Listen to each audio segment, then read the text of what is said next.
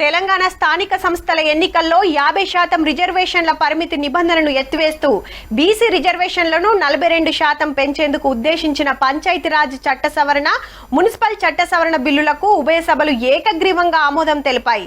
దీంతో స్థానిక సంస్థల ఎన్నికల్లో బీసీలకు 42% పదవులు రాబోతున్నాయి. అసెంబ్లీలో పాస్ అయిన బీసీ బిల్లులను మండలిలో పెడితే చర్చ నడవకుండా ఆగమాగం చేసిండ్రు గౌరవ బీఆర్ఎస్ ఎమ్మెల్సీలు.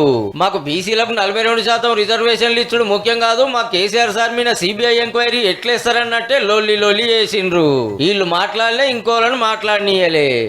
మా బీసీల విషయము మాట్లాడుకునే సందర్భంలో బీఆర్ఎస్ పార్టీ ఈ రకంగా అరాచకం చేయడం, ఈ రకంగా దాన్ని అడ్డుకోవడం, సభను డిస్టర్బ్ చేయడం ఇది బాధాకరం. కేసీఆర్ గారి పైన కేసు పెట్టిరనేటువంటి ఉద్దేశంతో అదే కేసీఆర్ గారు మా మీద 100 కేసులు పెట్టింది సార్, మేము ఎన్నడూ పట్టించుకోలేదు. రిజర్వేషన్లు 50% దాటొద్దనే చట్టం మారుస్తానికి పెట్టిన 2 బిల్లులు ఇదే గడబడిలో పాస్ అయినాయి. ఎంబటే అన్ని పార్టీల లీడర్లను ఎంట పెట్టుకుని గవర్నర్ సార్ కాడికి వచ్చిండ్రు మంత్రులు. బీఆర్ఎస్ కమ్యూనిస్ట్ లీడర్లు వచ్చిండ్రు కానీ బీజేపీ వాళ్ళు అయితే రాలే. బీసీలకు ఫాయిదా జరిగే బిల్లులను పెండింగ్ లో పెట్టొద్దు, చెప్పున సంతకం పెట్టాలని కోరిండ్రు. సార్ ఓకే అనుడే ఆల్చం. లోకల్ బాడీ ఎలక్షన్లలో బీసీలకు 142 పదవులు వస్తాయి. ఓ నెలలనే ఓట్లు.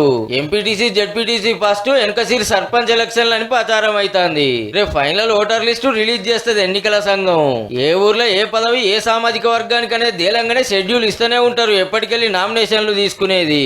ఇక పదవుల మీద కాయసున్నోళ్ళు తయారుండ్రి మరి.